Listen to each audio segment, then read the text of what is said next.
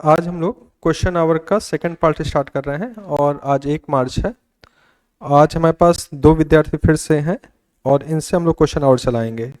और सबसे पहली बात बता दें कि कल एक रिजल्ट आया है 28 को पौने 7 बजे, 28 फरवरी को लगभग पौने 7 या 7 बजे शाम को आया है, जिसमें हमारे 4 विद्यार्थियों ने यूपी पीसीएस प्री 2024 में सफलता अर्जित की है, जिनका नाम मैंने आपको अभी क्लास में ही बताया है और फिर से एक बार बता देता हूँ। जिन्होंने पिछली बार आपका क्वेश्चन आउट चलाया था, आशीष सोनी, उनका नाम आया है। तौफीक, बहुत बेहतरीन स्टूडेंट है हमारे, उनका नाम आया है। ऋषि ऋषि को जब ये बिल्डिंग बन रही थी तब उसे मैंने उसको आंसर राइटिंग सिखाई थी। ये मेंस के सारे बच्चे हैं, इनका नाम आया है। और एक बच्चा है जिन्होंने अभी अपर निजी सचिव का मेंस भी दिया है, मयंक त्रिपाठी। 4 विद्यार्थियों ने 2024 का जो प्री है उसमें सफलता अर्जित की है। सबसे पहली बात कि ये जो वैकेंसी है 937 के आसपास है, जो लगभग हो सकता है 1000 के आसपास पहुंच जाए।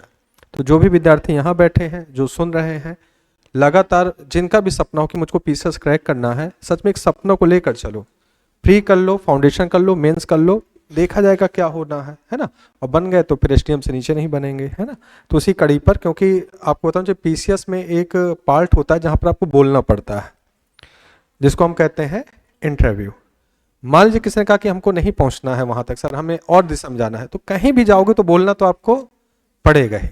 आप किसी भी डिपार्टमेंट में जाएंगे, अगर आप नहीं बोलेंगे, कर्मचारी के रूप में आप शांत रहेंगे, तो आपकी कोई वैल्यू वहां पर नहीं है। क्योंकि आप कर्मचारी भी हैं, तो अधिकारी को वही कर्मचारी पसंद आता है ना जो हरफन मौला हो। अधिकारी भी तो कर्मचारी को लेकर चलेगा, है ना। तो ठीक है, इसी कड़ी पे हम लोग धीरे धीरे आगे आपसे बढ़ते हैं और प्रश्न पूछते हैं। सबसे पहले वही तरीका है बेटा कि आपको अपना क्या देना है, इंट्रो देना है। और इंट्रो में बस अपना नाम बताना है, ये बताना है कि आपने किस वर्ष इंटर किया है, इंटर का परसेंटेज, और आप यूआरडी के छात्र हैं इस समय और कहाँ तक पहुँचना चाहते हैं। ये 3-4 प्रश्न का जवाब देना है। ठीक है बेटा, चांदनी आप पहले बताइए मुझे। सर मेरा नाम चांदनी सिंह है। मैंने अपना इंटर 2020 में कंप्लीट किया था और मेरी परसेंटेज जो थी वो 73.8% थी। और मैंने सेल्फ स्टडी से मतलब इंटर किया था, मतलब कोई भी कोचिंग वगैरह नहीं की थी। और मैं आगे पीसीएस तक जाना चाहती हूँ, सिविल सेवा की तरफ जाना चाहती हूँ। यूआरडी को कब ज्वाइन किया आपने? मैंने यूआरडी को सितंबर 2024 में ज्वाइन किया था और अभी आगे मैंने ज्वाइन कर रखा है। मेरा नाम अंजलि सिंह है और मेरे 12th में 74% थे। मैंने यूआरडी नवंबर 2024 में ज्वाइन किया है और मैं भी सिविल सेवा तक यानी टीचर्स तक कोशिश कर रही हूँ जाने की।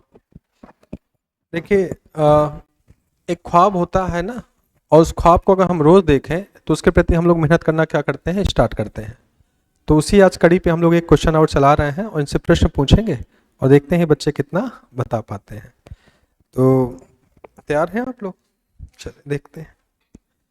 आप मुझे, कॉन्सेप्ट है मानसून की आदर्श दशाओं का, है ना। भारत में जो मानसून आता है उसकी कुछ आइडियल कंडीशन होती हैं। अगर आप मेंस में भी इस तरह क्वेश्चन आता है कि आदर्श दशाओं को समझाइए, तो क्या आप मुझे मानसून की, भारतीय मानसून की आदर्श दशाएं बता सकते हैं? सब पहला मानसून की आदर्श दिशाएं जो है, तो पहला तो है कि जेट पवनों का भारत भूमि से प्रवजन। जेट पवनें भारत भूमि से साइबेरिया क्षेत्र की ओर माइग्रेट कर जाती हैं। दूसरा है आईटीसी-जेट रेखा का उत्तर भारत के मैदान में स्थापित होना। और अगला है दक्षिण पश्चिम मानसून का कन्याकुमारी के तट तक आना। और अगला है कि तिब्बत के पठार में पूर्वी अस्थायी जेट पवनों का स्थापित होना, निर्माण होना। इसमें बच्चे एक लिखवाया गया है आईटीसीजेड, इन्होंने बताया। तो आप क्या आईटीसीजेड के बारे में 1-2 पॉइंट बता सकते हैं? जी, इसका आईटीसीजेड का फुल फॉर्म होता है इंटर ट्रॉपिकल कन्वर्जेंस जोन। और ये जिस क्षेत्र पर होती है वहाँ पर तापमान अधिकतम यानी कि 27 डिग्री सेल्सियस होता है, और जहाँ पर भी सूर्य होता है वहीं पर ये रेखा रहती है। एक प्रश्न मैंने बहुत अच्छा बताया था कल आपको, अल नीनो क्या होता है। और अल नीनो निश्चित है हम लोग के भारतीय मानसून को प्रभावित भी करता है। तो आपको बताना अल नीनो क्या है और भारतीय मानसून पर इसका क्या सकारात्मक या नकारात्मक क्या प्रभाव पड़ता है। जब पेरू तट होता है, साउथ अमेरिका के पेरू तट में पेरू या हम्बोल्ट ठंडी जलधारा प्रवाहित होती है, तो वहाँ पे उस एरिया का टेम्परेचर जो है वो कम होता है और प्रेशर हाई हो जाता है, जिस वजह से वहाँ पे वहाँ पे हाई प्रेशर होता है, लेकिन कुछ टाइम के बाद क्या होता है कि प्रतिवर्षवती की गर्म जलधारा का मान पेरू या हम्बोल्ट ठंडी जलधारा से ज़्यादा हो जाता है, जिस वजह से वहाँ पे लो टेम्परेचर हो जाता है और उसी समय पे हिंद महासागर में हाई टेम्परेचर हो जाता है, जिस वजह से हिंद महासागर से पेरू तट की ओर हवाएं चलने लगती हैं और पेरू तट में अटाकामा डिजर्ट में भारी बारिश करवाती हैं और भारत में जो है औसत से कम वर्षा होती है। इसी प्रक्रिया को हम अल नीनो कहते हैं। इन्होंने कहीं पर कुछ गड़बड़ किया क्या, उसको सही कर सकते हैं? वो हिंद महासागर में जो होता है, जो प्रेशर यहाँ की अपेक्षा दक्षिणी अमेरिका के पश्चिमी तट की अपेक्षा कम होता है, तो फिर वहाँ से वो अधिक होता है, तो फिर वहाँ से इधर की ओर प्रवाहित होती है, क्योंकि जब प्रतिवर्षवती गर्म जलधारा की वजह से यहाँ का जल गर्म हो जाता है, तो और इसके अपेक्षा हिंद महासागर का जो जल होता है वहाँ का टेम्परेचर कम होता है, और अगर टेम्परेचर कम है तो फिर प्रेशर हाई होगा। इस वजह से जो पवनें होती हैं वो हाई प्रेशर से लो प्रेशर की ओर गति करती हैं। देखिए, ये समझाया था कि अल नीनो जो होता है उसमें ये घटना होती है कि प्रतिविश्वती जलधारा का मान अधिक हो जाता है और पेरू या हम्बोल्ट ठंडी जलधारा का मान कम हो जाता है।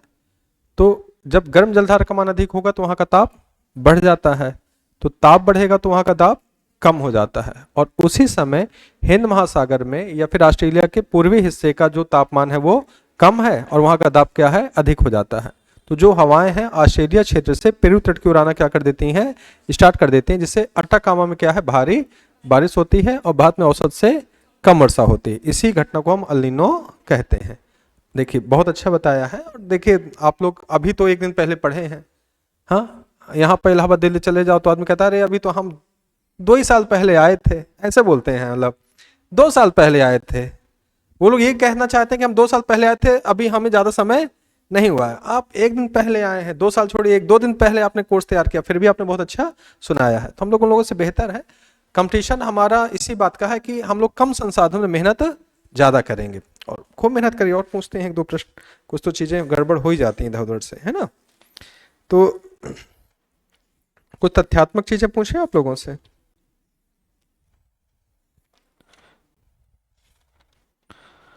अच्छा, मुझको ये बताइए कि मैंने पश्चिमी तट को डिवाइड किया है।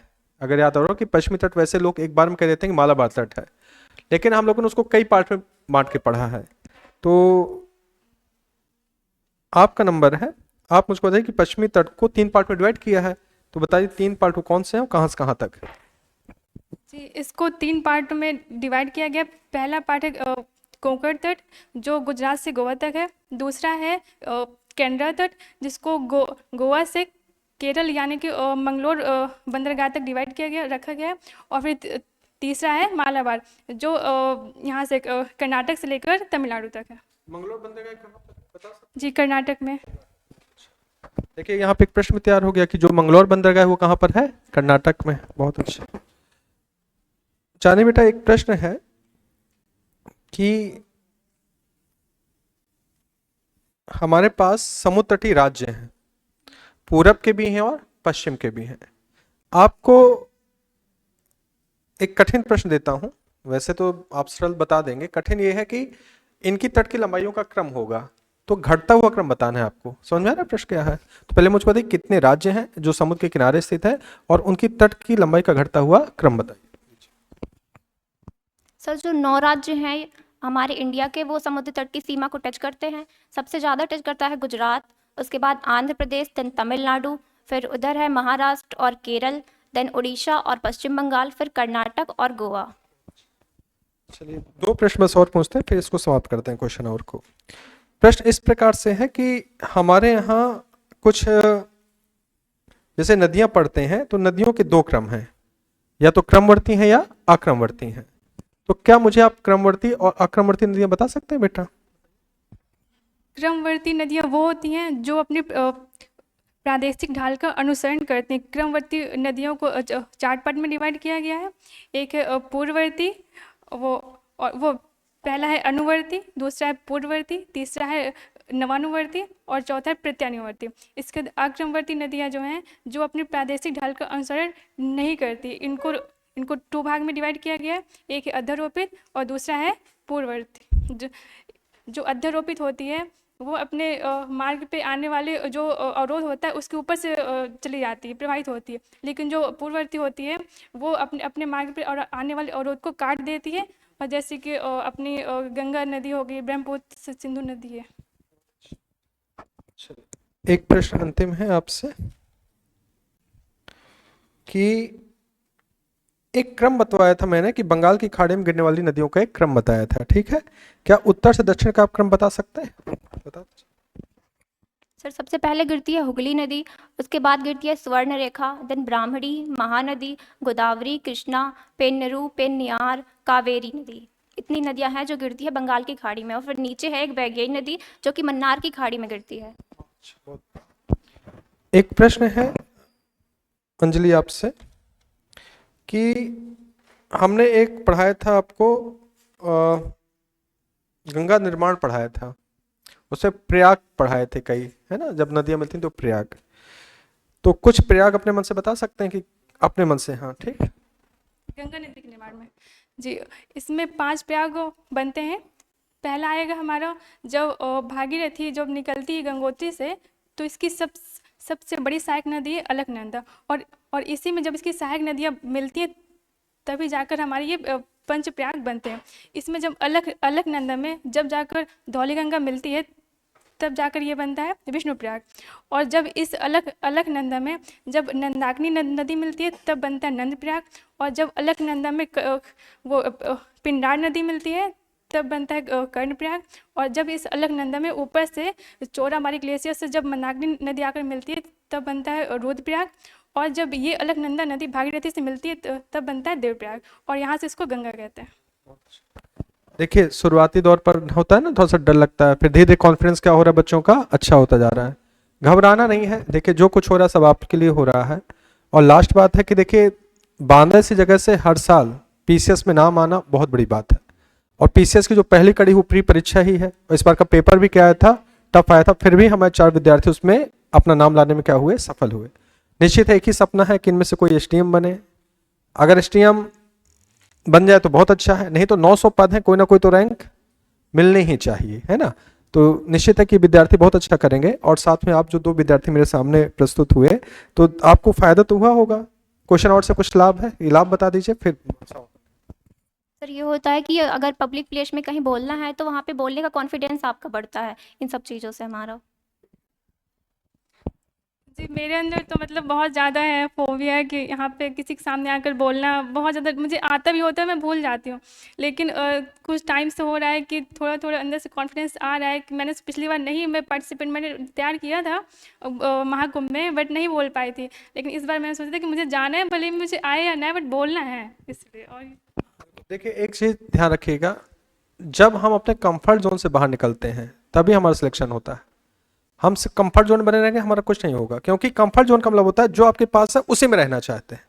और लेकिन जब उससे बाहर निकलना चाहेंगे तो आपको कुछ एफर्ट करने पड़ेंगे। तो निश्चित है दोनों विद्यार्थियों ने बहुत अच्छा पार्टिसिपेट किया है, आप लोग को अच्छा भी लगा होगा। और हम दोनों विद्यार्थियों को धन्यवाद देते हैं कि इन्होंने इतना अच्छा, शुरुआत में थोड़ा सा जरूर होता है कि हाँ डर लगता है क्या होगा, लेकिन जैसे जैसे यहाँ पर क्वेश्चन आवर का समय क्या होता है, बढ़ता है, तो हमारा कॉन्फिडेंस लेवल बढ़ता है। तो चांदनी और अंजलि को हम लोग कहते हैं कि अपनी सीट ग्रहण करें, और हम 2 नए विद्यार्थियों को फिर से नए सिरे से आमंत्रित करते हैं। धन्यवाद बच्चों।